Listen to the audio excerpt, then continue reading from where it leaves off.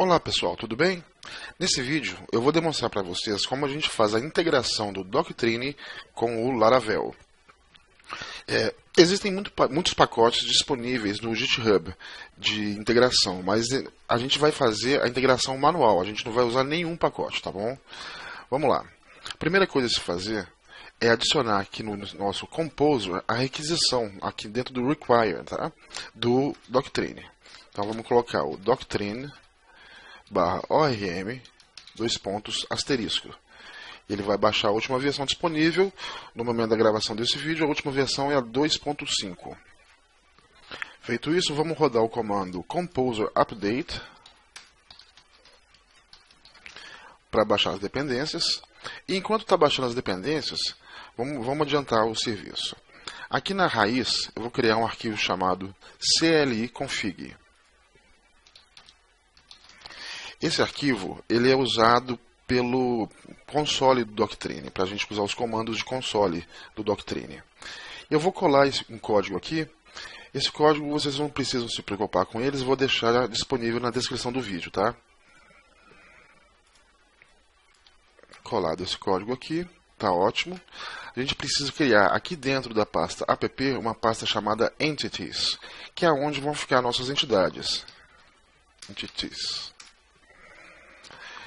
E precisamos também criar aqui dentro do provider um Doctrine Service Provider.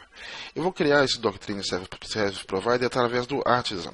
Eu acho mais fácil aqui, ó. Vamos lá, é Artisan Make Provider Doctrine Service Provider. Ele cria para a gente automático. E dentro desse Service Provider a gente vai copiar e colar esse código aqui. Esse código está todo comentado para vocês saberem o que está acontecendo linha a linha, tá?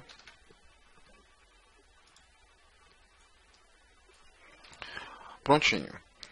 Feito isso, a parte de configuração está pronta. Agora a gente precisa configurar banco de dados e a conexão com o banco de dados. O Doctrine ele usa uma configuração diferente do Laravel. Então a gente precisa vir aqui na pasta config database.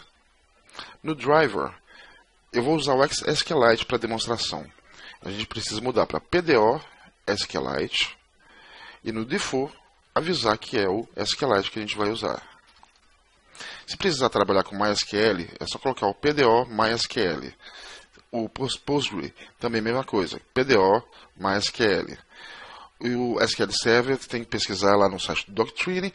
E você também pode usar outros tipos de banco de dados que o Laravel não suporta, como MongoDB, Sybase, entre outros. Vamos lá. Além disso, a gente precisa também registrar o Service Provider aqui na parte de providers do arquivo app.php. Aqui no final é só chamar o Doctrine Service Provider Class. Sua IDE deve completar isso automaticamente para você. Se não completar, é só colocar o caminho completo, tá?